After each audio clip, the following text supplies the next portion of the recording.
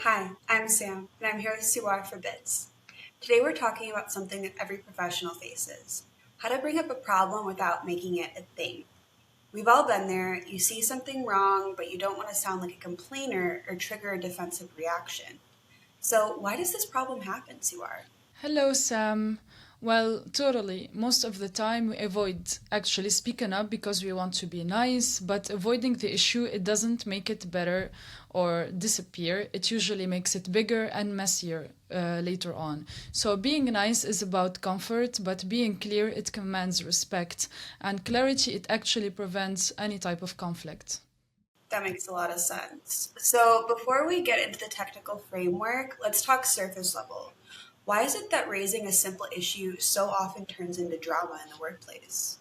That's a good question. I think it's because when it's just when we don't stick to facts actually, because issues they get raised emotionally, people hear blame and suddenly it gets personal, and because of instead actually of solving a problem together, we fall into who's wrong cycle, and that's where the drama usually starts. So facts, impact and solutions, they all get mixed up together, or worse, one of them is missing. So you use a specific structure for this: context, impact, and suggestion. Can you walk us through those three pillars and how they keep the conversation productive? So the idea is very simple. When there's a structure, emotion doesn't run the conversation. So context is just the facts, what happened when, with no judgment. Impact, it explains why it matters to the project, to the team, or the client could be.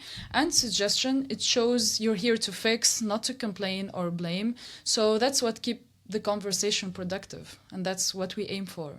I feel like a lot of people struggle with the impact part. It's so easy to say what's wrong, but it's harder to explain why it matters to the business. Can you give us a real world example of how this looks in action? Maybe like an awkward situation handled correctly?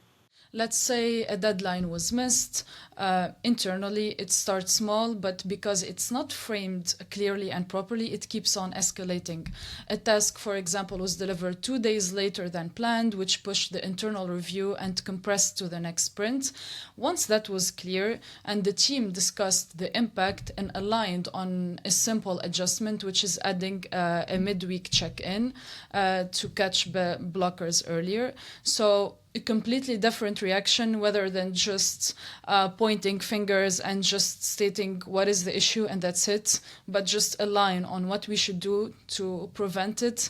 And yeah, that's how it's run better, I think. I have an example from the design world because that's where I come from. But early on in your design career, it's really easy to get super attached to your work. I definitely was. I would spend hours on a logo or a layout. Without realizing it would start to feel personal. It starts to feel like an extension of you a little bit. And so when somebody gives feedback, it doesn't land as this needs work. It could sometimes feel like I need work.